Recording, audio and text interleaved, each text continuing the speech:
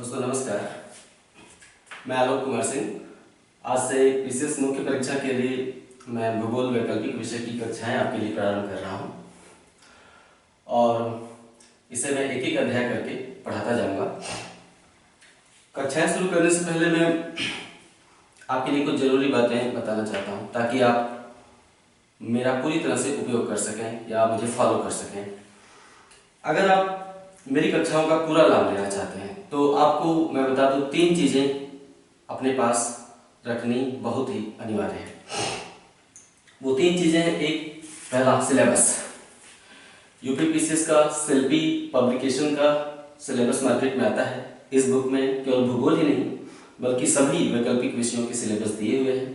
तो इसमें आप भूगोल मुख्य परीक्षा के लिए भूगोल वैकल्पिक विषय के सिलेबस को भी देख सकते हैं और इसे आपको अपने पास रखना चाहिए। केवल सिलेबस के लिए ही नहीं बल्कि प्रारंभिक मुख्य परीक्षा का सिलेबस, नियमावली, इंटरव्यू के लिए आवश्यक चीजें और भी फॉर्म भरने के लिए आवश्यक नियम, आपकी आयु, आरक्षण इत्यादि से संबंधित बातें इसमें मिल जाएंगी। ज्यादातर लोगों के पास होगा, जिनके पास नहीं वो इसे रख लें। दूसरी चीज, भूगोल की शुरुआत मैं प्रथम प्रश्न पत्र से करने जा रहा हूँ।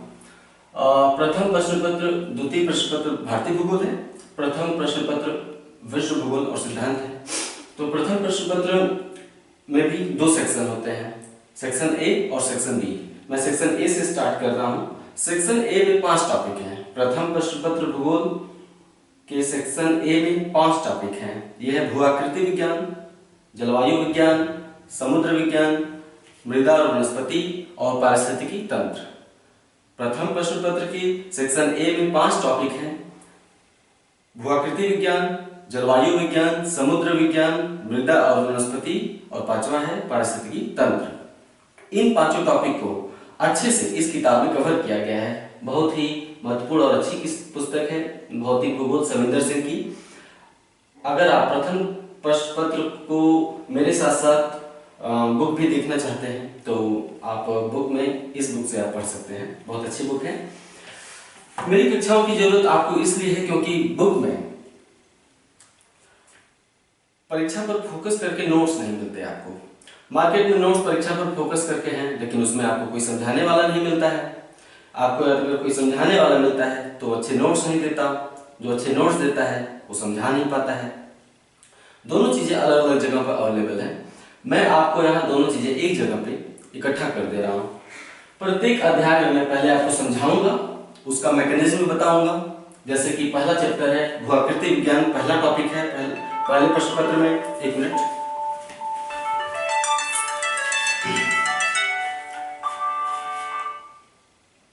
फोन आ गया, थोड़ा इसे साइलेंट कर लें।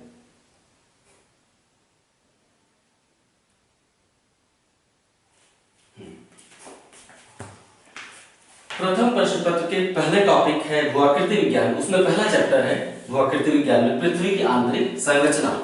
तो मैं बता रहा था कि मैं आपको पहले समझाऊंगा, मैकेनिज्म बताऊंगा उस अध्याय का, उसके बाद मैं आपको नोट्स लिखवाऊंगा। यानी पहले प्रत्येक अध्याय में आप समझेंगे उस अध्याय को ब्लैक बोर्ड पर सचित्र मेरे साथ, उसके बाद मैं आपको नोट्स लिखवाऊंगा।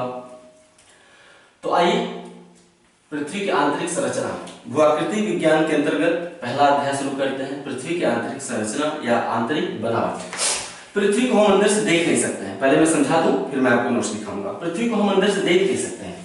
पृथ्वी के अंदर, पृथ्वी के सबसे अंदर भाग में झांकना संभव नहीं है, अभी संभव नहीं हो पाया कह सकते हैं। तो हम पृथ्वी के आंतरिक भाग में कैसे जान सकते हैं कि पृथ्वी के अंदर क्या क्या है, पृथ्वी के अंदर कैसी कैसी परतें हैं, तरल है कि ठोस है कि जलनुमा है, क्या है। क्योंकि जैसा हम बाहर देखते हैं धरती को, मिट्टी है, चट्टाने हैं, रेत है, पृथ्वी वैसी अंदर हो ये जरूरी नहीं है। तो पृथ्वी के अंदर का हाल जानने के लिए बहुत से तरीके आजमाए गए, लेकिन सबसे अच्छा तरीका है भूकंप विज्ञान। भूकंप विज्ञान से पृथ्वी के अंदर की बनावट को जानने के लिए कई वैज्ञानिक तथ्य निकलकर सामने आते हैं। तो आप समझ लीजिए कि पृथ्वी की आंतरिक संरचना को जानने का या आंतरिक संरचना के विषय में जानकारी देने वाला सबसे ठोस माध्यम है भूकंप विज्ञान। भूकंप के दौरान पृथ्वी पर 3 तरह की तरंगें पैदा होती हैं। प्राथमिक तरंगें, द्वितीयक तरंगें, धरातलीय तरंगें। Primary waves P, secondary waves S and धरातलीय तरंगे L, लॉन्गिट्यूडनल वेव्स कहते हैं। इसमें से पृथ्वी की आंतरिक बनावट को जानने में दो ही तरंगे उपयोगी हैं, P और S। L को छोड़ देते हैं। P और S के माध्यम से हम पृथ्वी की आंतरिक बनावट के विषय में कई वैज्ञानिक तथ्य पाते हैं। P और S तरंगों के भ्रमण पथ और गति, दो चीजों को हम लेते हैं। भ्रमण पथ यानी किस रास्ते से वो अंदर गुजरती हैं, और उनकी गति कहाँ है। जरूरी नहीं कि गति अगर यहाँ है तो वही गति यहाँ भी हो। पृथ्वी के अंदर गतियां भूकंपी तरंगों की अलग अलग हो जाती हैं। तो इन तरंगों के P और S तरंगों की गति और भ्रमण पथ के आधार पर पृथ्वी की आंतरिक बनावट के विषय में कई वैज्ञानिक तथ्य निकलकर सामने आते हैं। जहां पर भूकंप का सबसे पहले अनुभव होता है उसे हम भूकंप केंद्र कहते हैं। सतह पर जहां पर सबसे पहले भूकंप का अनुभव होता है उसे भूकंप केंद्र कहते हैं। भूकंपी केंद्रों पर P और S तरंगों के अंकन से पता चलता है कि ये दोनों तरंगे सीधी रेखा में अंदर न जाकर वक्राकार भ्रमण पथ का अवलंबन करती हैं। यहाँ आप देख सकते हैं S भी तिरछी हो गई, वक्राकार हो गई, और P भी धनुषाकार हो गई। तो ये सीधी न जाकर वक्राकार भ्रमण पथ का अवलंबन करते हैं। एक बात ये पता चली। इससे हमें दूसरी बात क्या पता चली कि अगर घनत्व सर्वत्र पृथ्वी के अंदर एक समान होता तो ये तरंगे सीधी जाती, लेकिन ये तरंगे सीधी न जाकर वक्राकार हो जा रही हैं। इसका अर्थ है कि पृथ्वी के अंदर घनत्व में असमानता है, जिसके कारण ये दोनों तरंगे परावर्तित होकर वक्राकार हो जा रही हैं। हमें ये पता चला। दो तरह की तरंगे की मैंने बात की, P और S आंतरिक बनावट को जानने के लिए। इसमें से S तरंग केवल ठोस माध्यम में ही संचरण कर सकती है, पदार्थ के, जैसे ध्वनि तरंगे जल, वायु और धातु में संचरण कर सकती है। तीनों अलग अलग माध्यम है, जल, वायु और धातु। उसी तरह P तरंगे केवल ठोस में ही गुजर सकती हैं। इनमें इतनी क्षमता, S तरंगों में इतनी क्षमता नहीं होती कि ये द्रव में गुजर सके, द्रव में ही विलुप्त हो जाएंगी। जबकि P तरंगे पदार्थ के ठोस और तरल दोनों अवस्थाओं से गुजरने की क्षमता रखती हैं, अर्थात P तरंगे पदार्थ के ठोस और तरल दोनों माध्यम में गुजर सकती हैं। पता चलता है कि S तरंगे, हमने बताया कि ये केवल ठोस में ही संचरण करती हैं, तो पता चलता है कि S तरंगे 30,000 किलोमीटर की गहराई तक पहुंचती हैं, लेकिन उसके आगे गहराई में प्रवेश कर पाने में असमर्थ हो जाती हैं।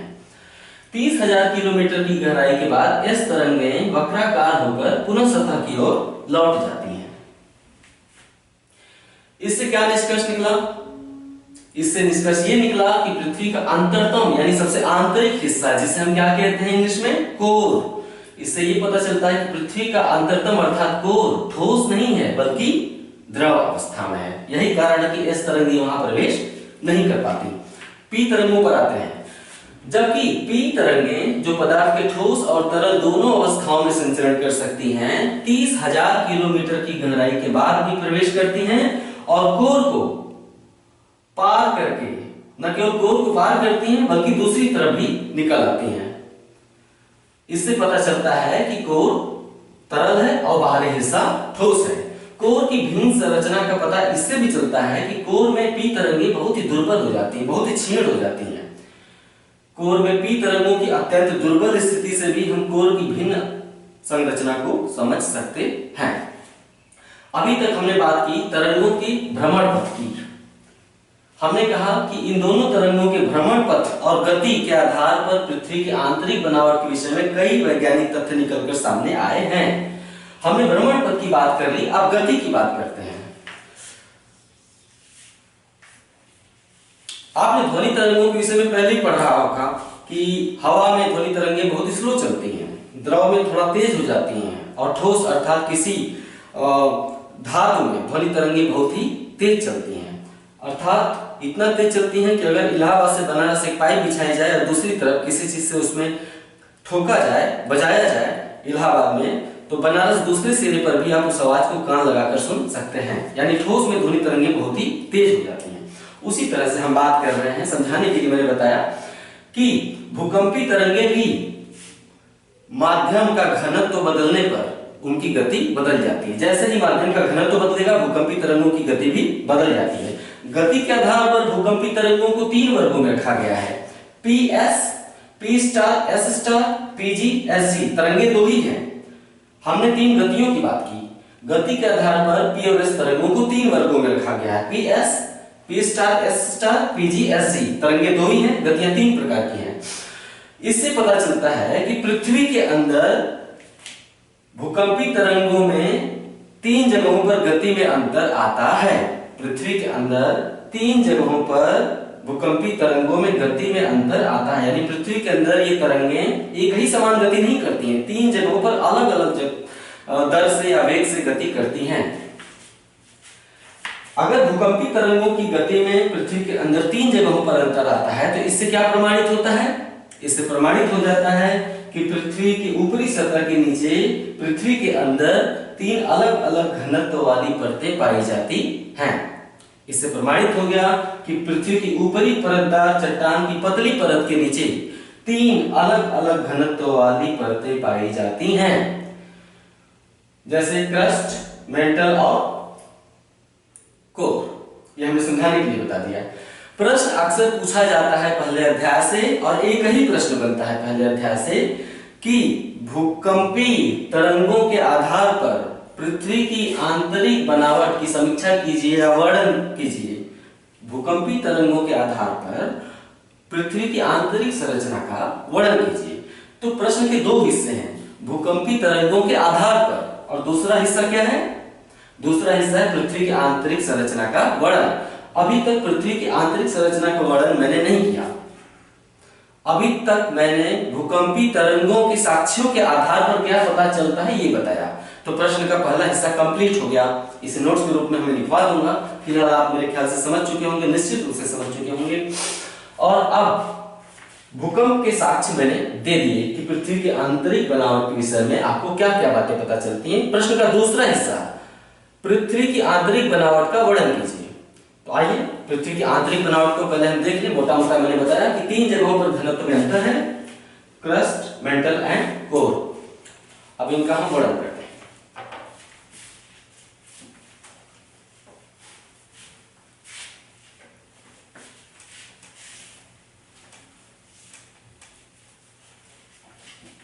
एक चित्र से इसे हम बहुत बखूबी समझ सकते हैं पृथ्वी की आंतरिक बनावट को।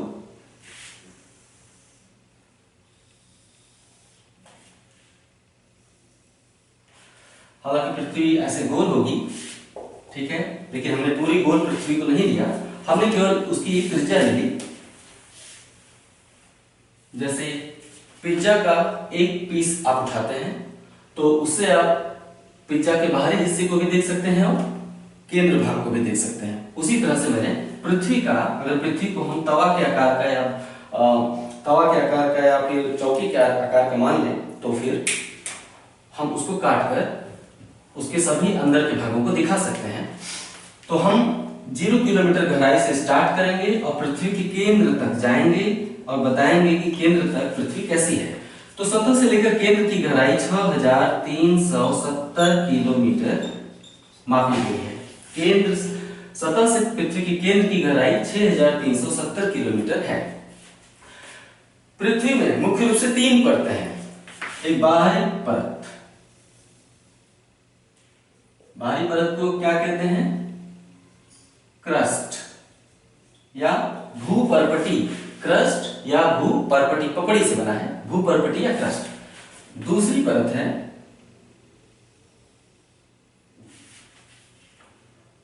मेंटल।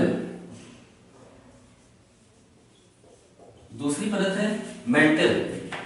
इसकी गहराई 2900 किलोमीटर तक है। और मेंटल की बात क्या है? कोर। हमने पहले ही बताया था, भूकंपी तरंगों से प्राप्त साक्ष्यों के आधार पर मैंने कहा कि भूकंपी तरंगों की गति में 3 जगहों पर अंतर आता है। इसका अर्थ है कि पृथ्वी के भीतर भी 3 अलग अलग घनत्व वाली परतें विद्यमान हैं। तो अब आगे पृथ्वी के अंदर की जो भी हम वर्णन करेंगे बनावट का, वो भूकंपी तरंगों से प्राप्त साक्ष्यों के आधार पर ही किया जा रहा है। Crust, mental and core. Crust 0 से 30 किलोमीटर, सतह से 30 किलोमीटर की गहराई तक क्या है? क्रस्ट है। 30 किलोमीटर से 2900 किलोमीटर की गहराई तक मेंटल है। 2900 किलोमीटर से लेकर 6370 किलोमीटर की गहराई तक अर्थात केंद्र तक कोर का विस्तार है। इसको हम ऐसे कह सकते हैं कि भूकंपीय तरंगों से प्राप्त साक्ष्यों के आधार पर पृथ्वी की आंतरिक संरचना को 3 बड़े मंडलों में विभाजित किया गया है, क्रस्ट, मेंटल एंड कोर। और पुनः इन 3 बड़े मंडलों को उपमंडलों में विभाजित किया गया है। जैसे क्रस्ट को ऊपरी क्रस्ट, निचला क्रस्ट, ऊपरी क्रस्ट, निचला क्रस्ट,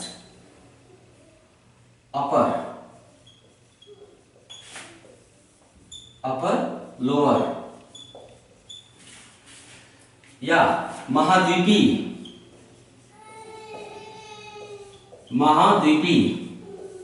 और ये क्या है, महासागरीय।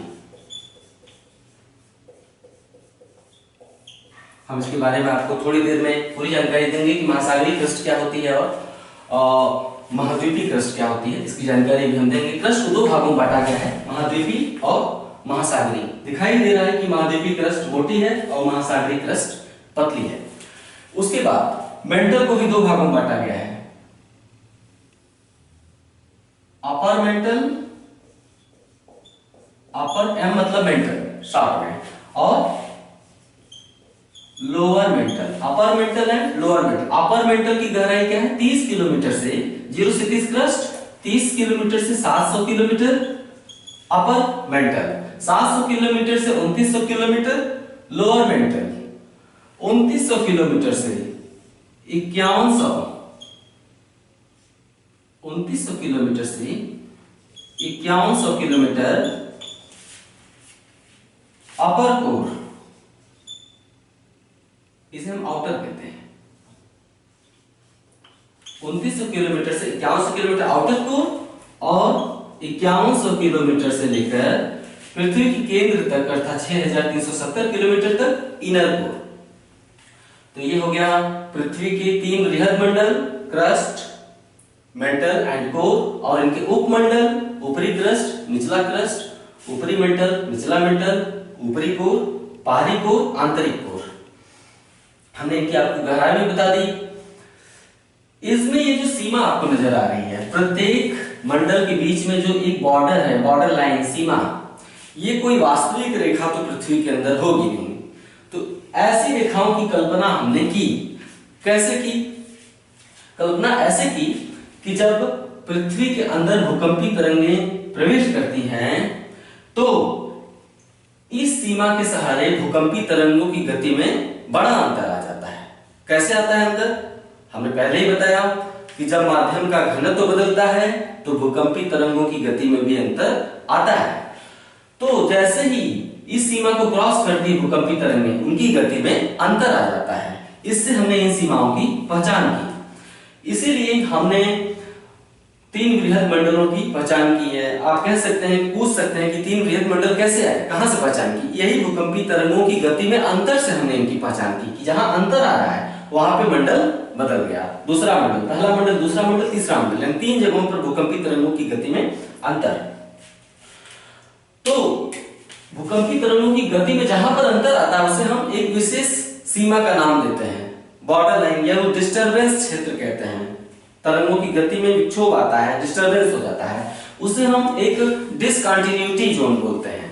असातत्य क्षेत्र, असातत्य क्षेत्र यानी जहां पर तरंगें सतत नहीं रह जाती हैं, उनकी गति में अंतर आ जाता है, इसलिए हम इन क्षेत्रों को क्या कहते हैं? असातत्य।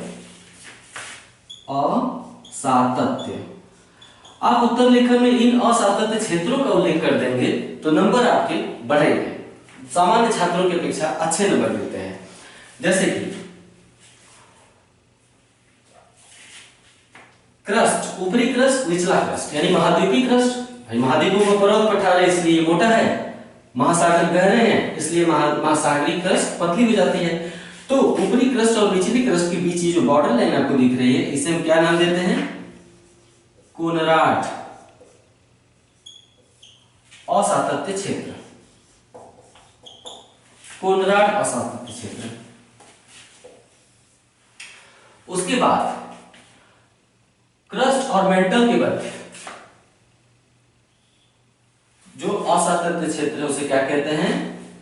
मोहो,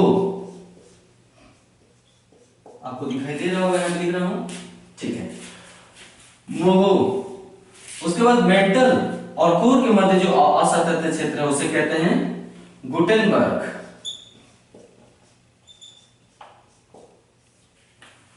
और बाहरी कोर और आंतरिक कोर के मध्य जो असातत्य क्षेत्र है उसे कहते हैं लेहमैन। हमने चार असातत्य क्षेत्रों की बात की। हम क्रस्ट में भी यहीं पर विभाजित करके आपको दिखा दें। पतली सी रेखा से हमने क्रस्ट को विभाजित कर दिया, तो बीच वाली जो रेखा है उसे हमने क्या नाम दिया था? यहाँ पर कोनराड। कोनराड, कोनराड असातत्य क्षेत्र ऊपरी क्रस्ट और निचली क्रस्ट के बीच है। मोहो असातत्य क्षेत्र क्रस्ट और मेंटल के मध्य है। मेंटल और बाहरी कोर के मध्य जो है गुटेनबर्ग असातत्य क्षेत्र है। बाहरी कोर और आंतरिक कोर के मध्य लेहमैन असातत्य क्षेत्र है। चार असातत्य डिसकंटिन्यूटी जोन का मैंने उल्लेख किया, जहां पर कि भूकंपी तरंगों की गति में अंतर आ जाता है।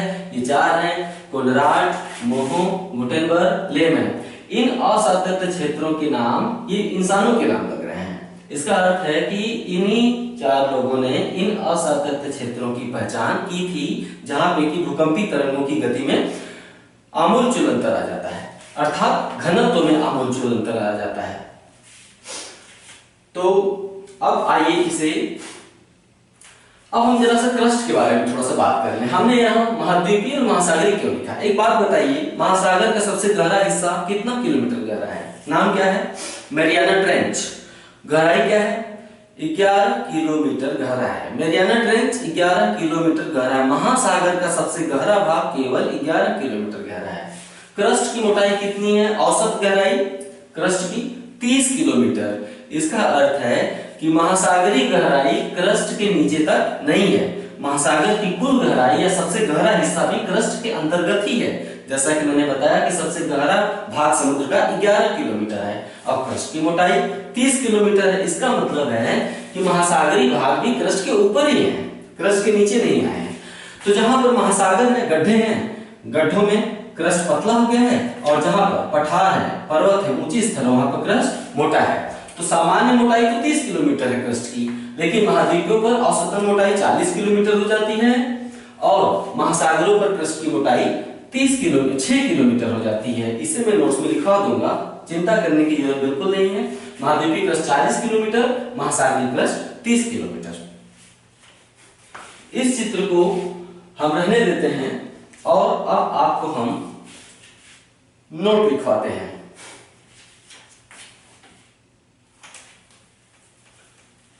इस चित्र को आप बना लेंगे। इसके पहले मैंने जो चित्र बनाया भूकंपी साक्ष्यों के आधार पर P और S तरंगों को दिखाया, वो दोनों चित्र भी आप बनाएंगे।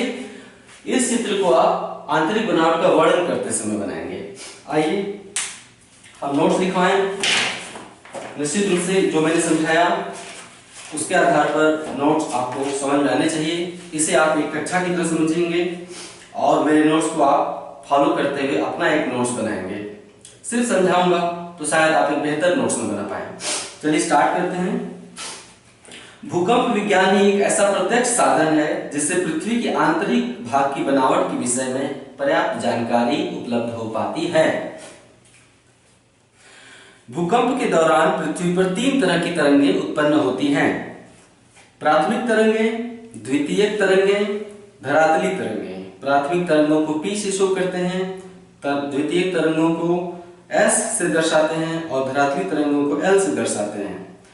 इन तरंगों की गति और भ्रमण पथ के आधार पर पृथ्वी की आंतरिक संरचना के विषय में कई वैज्ञानिक तथ्य उभर कर सामने आते हैं। भूकंपी केंद्रों पर इन लहरों के अंकन से ज्ञात होता है कि ये लहरें सीधी रेखा में न चलकर वक्राकार भ्रमण पथ का अवलंबन करती हैं।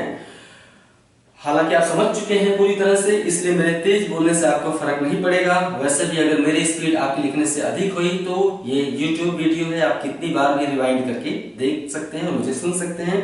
इसलिए मैं जल्दी से ये नोट्स खत्म करवाना चाहता हूँ।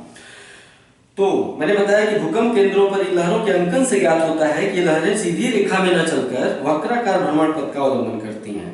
इससे पता चलता है कि पृथ्वी के भीतर घनत्व में असमानता है। इसी कारण ये लहरें परावर्तित होकर वक्राकार हो जाती हैं, सीधी न जाकर वक्राकार हो जाती हैं, क्योंकि पृथ्वी के भीतर घनत्व में असमानता है।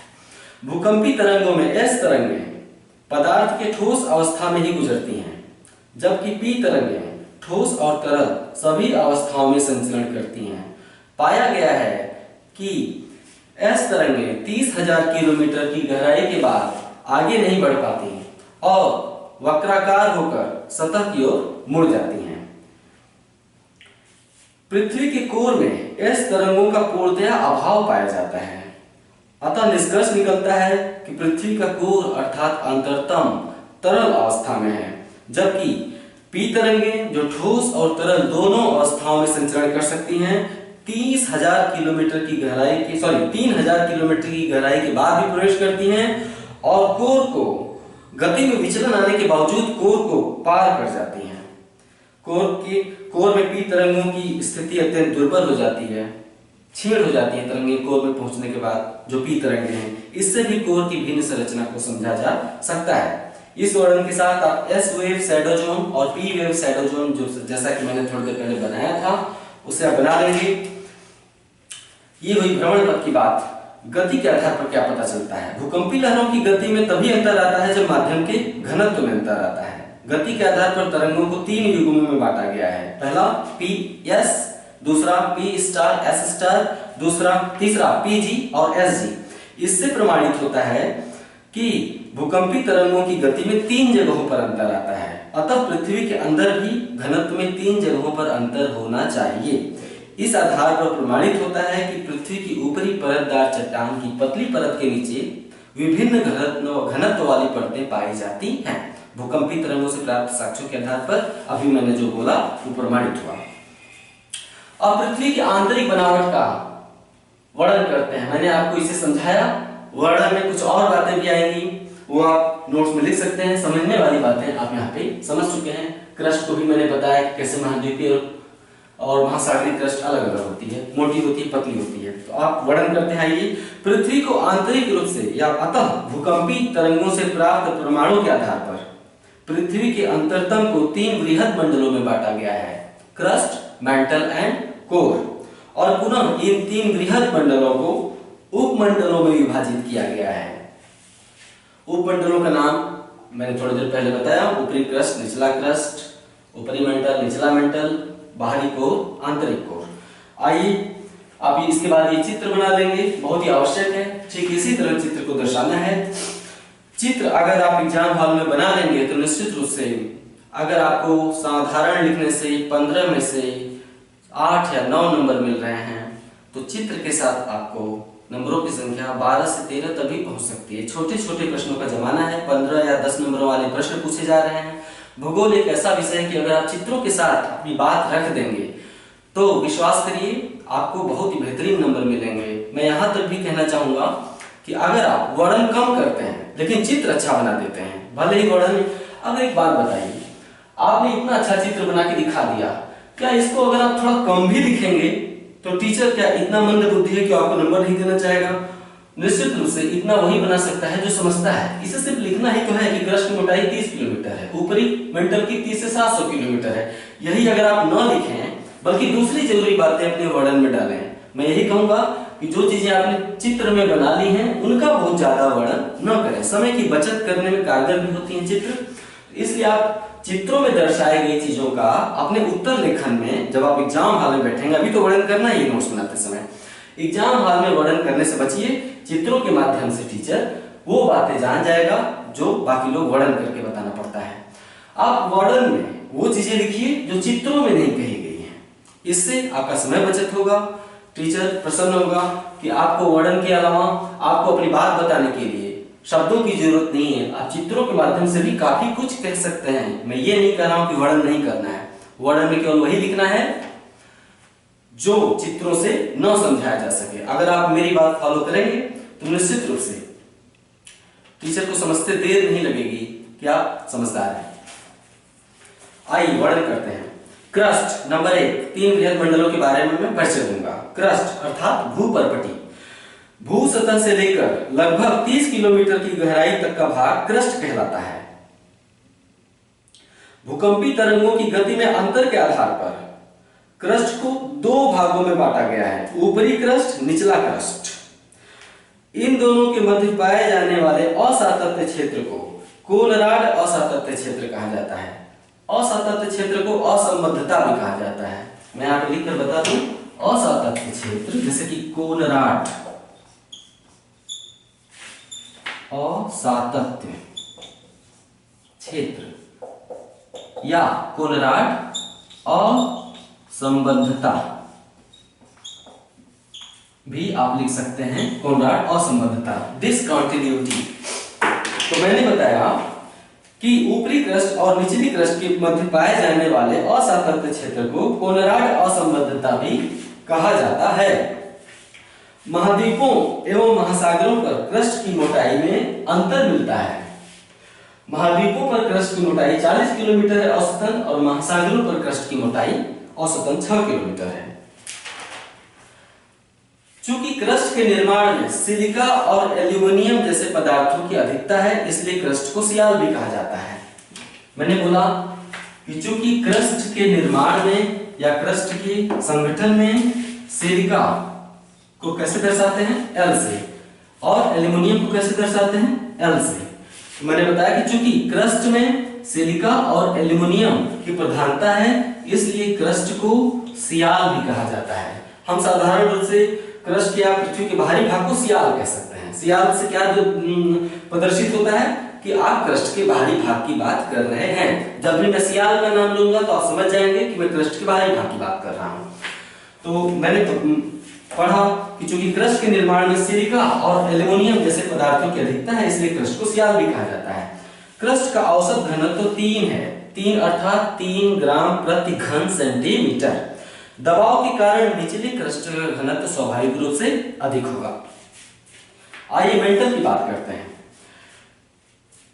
क्रस्ट के निचले आधार पर, क्रस्ट का निचला आधार आपको दिखाई दे रहा है जो 30 किलोमीटर के पास है। क्रस्ट के निचले आधार पर भूकंपी तरंगों की गति में अचानक अंतर आ जाता है।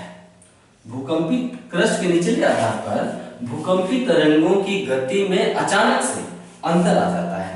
अचानक से भूकंपी तरंगों की गति बहुत बढ़ जाती है, जिससे क्रस्ट और ऊपरी मंडल के मध्य एक असातत्य क्षेत्र का निर्माण हो जाता है। इसे हम मोहो असंबद्धता कहते हैं। मोहो असंबद्धता से लेकर 2900 किलोमीटर की गहराई तक, मोहो असंबद्धता से लेकर 2900 किलोमीटर की गहराई तक मेंटल का विस्तार है। इसे आप नोट के रूप में लिखेंगे, मैं सारा कुछ नोट लिखवा रहा हूं। मोहो असंबद्धता के नीचे 2900 किलोमीटर की गहराई तक मेंटल का विस्तार है। घनत्व में अंतर के आधार पर मेंटल को भी 2 भागों में बांटा गया है, ऊपरी मेंटल, निचला मेंटल। ऊपरी मेंटल 30 किलोमीटर से लेकर 700 किलोमीटर तक है, निचला मेंटल 700 किलोमीटर से लेकर 2900 किलोमीटर तक है। चूंकि मेंटल में सिलिका और मैग्नीशियम, चूंकि मेंटल में सिलिका और मैग्नीशियम जैसे खनिजों की बहुलता है, इसलिए मेंटल को सीमा भी कहा जाता है। मैंने बताया कि चूंकि जिस तरह से क्रस्ट की बात की, उसी तरह मेंटल के खनिज की बात कर रहा हूं। चूंकि मेंटल में इस भाग में 30 किलोमीटर से लेकर 2900 किलोमीटर के भाग में सिलिका और मैग्नीशियम अधिक पाया जाता है, इसलिए हम मेंटल को सीमा भी कहते हैं। मेंटल के अंतर्गत संपूर्ण पृथ्वी का सर्वाधिक द्रव्यमान और आयतन आता है। मेंटल के अंतर्गत पूरी पृथ्वी का सर्वाधिक द्रव्यमान और अंतर आता है। मेंटल में पूरी पृथ्वी का 68% द्रव्यमान और 83% आयतन शामिल है। अब कोर की बात करते हैं। तीसरा, 2900 किलोमीटर से लेकर पृथ्वी के केंद्र तक, 2900 किलोमीटर से लेकर पृथ्वी के केंद्र तक कोर का विस्तार है। मेंटल और कोर के मध्य एक असातत्य छेद पाया जाता है। मेंटल यहाँ तक है 2900 किलोमीटर तक, तो मेंटल और कोर के मध्य एक असातत्य क्षेत्र पाया जाता है जिसे हम क्या कहते हैं, गुटेनबर्ग असंबद्धता कहते हैं। इस सीमा अर्थात गुटेनबर्ग असातत्य के सहारे, गुटेनबर्ग असंबद्धता सीमा के सहारे घनत्व में काफी अंतर पाया जाता है। जहां गुटेनबर्ग असंबद्धता के ऊपर निचले मेंटल का घनत्व 5.5 है, वहीं बाहरी कोर का घनत्व 10 हो जाता है। यानी गुटेनबर्ग की जो सीमा है, जो असातत्य क्षेत्र है, उसके ऊपर घनत्व केवल 5 है और इस सीमा के ठीक नीचे घनत्व लगभग 10 हो जाता है, यानी 10 ग्राम प्रति घन सेंटीमीटर।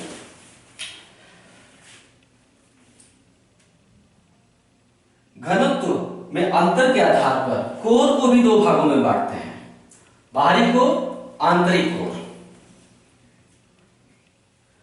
बाह्य कोर एवं आंतरिक कोर के मध्य पाए जाने वाले असातत्य क्षेत्र को लेहमैन असंबद्धता कहते हैं। यानी लेहमैन असंबद्धता के ऊपर घनत्व कम होगा और आंतरिक कोर का घनत्व अधिक होगा।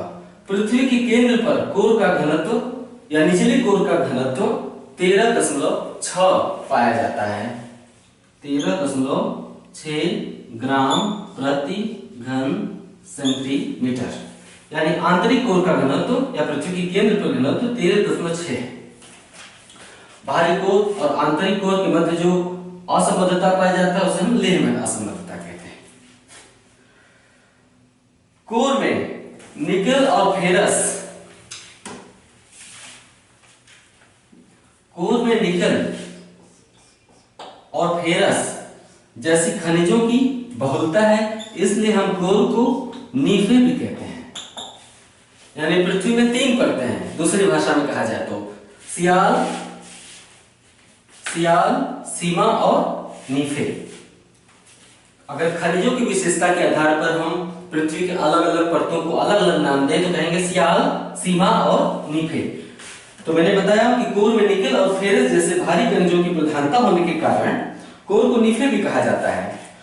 चूंकि इन दोनों खनिजों का घनत्व और भार बहुत अधिक होता है, निकेल और फेरस का, इस कारण यह भाग अपने आयतन की अपेक्षा अधिक भारी है। चूंकि इन दोनों खनिजों का घनत्व और भार अधिक पाया जाता है, इसलिए कोर अपने आयतन की अपेक्षा अधिक भारी और ठोस है। पृथ्वी के केंद्र की तरफ जाने पर, पृथ्वी के केंद्र की तरफ जाने पर घनत्व के साथ साथ तापमान भी बढ़ता है। निश्चित रूप से जब दबाव बढ़ेगा तो दबाव के कारण पृथ्वी के केंद्र पर तापमान भी धीरे धीरे बढ़ता जाएगा। तो मैंने कहा कि पृथ्वी के केंद्र की तरफ जाने पर घनत्व के साथ साथ तापमान भी बढ़ता जाता है। केंद्र का तापमान 5500 डिग्री सेल्सियस पाया जाता है। पृथ्वी के केंद्र का तापमान 5500 डिग्री सेल्सियस पाया जाता है। इतने उच्च तापमान के कारण पृथ्वी के केंद्र में यानी आंतरिक कोर में सब कुछ तरल अवस्था में होना चाहिए। क्योंकि तापमान 5500 डिग्री सेल्सियस है, इतने ऊंचे तापमान में कोई चीज ठोस अवस्था में रह सकती, हर चीज तरल हो जानी चाहिए। तो केंद्र का तापमान 5500 डिग्री सेल्सियस है, इतने अधिक तापमान में यहाँ सब कुछ तरल अवस्था में पाया जाना चाहिए, लेकिन दबाव बहुत अधिक है, इसलिए पृथ्वी का कोर तरल की भांति व्यवहार न करके ठोस की भांति व्यवहार करता है। इसे नोट करिएगा।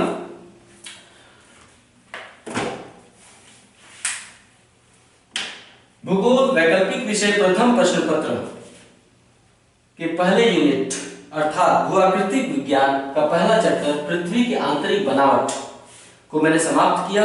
यहां से किसी भी तरीके की प्रश्न पूछे जाएं, चाहे भूकंपीय तरंगों के साक्ष्यों के आधार पर या स्वतंत्र रूप से पृथ्वी की आंतरिक बनावट का वर्णन, आप हर तरह का प्रश्न हल करने में, चित्र के साथ हल करने में सक्षम हैं। उम्मीद है कि आज की क्लास आपको पसंद आई होगी। आप कमेंट में अपनी प्रतिक्रिया अवश्य दीजिएगा, इससे मुझे प्रेरणा मिलेगी। कल मैं महाद्वीपीय या अगली वीडियो में मैं महाद्वीपीय विस्थापन सिद्धांत पर चर्चा करूंगा। वेगनर जर्मन जलवायु शास्त्री थे वेगनर, उन्होंने महाद्वीपीय विस्थापन सिद्धांत प्रतिपादित किया 1912 में, उस पर हम चर्चा करेंगे। आज के लिए इतना ही। नमस्कार।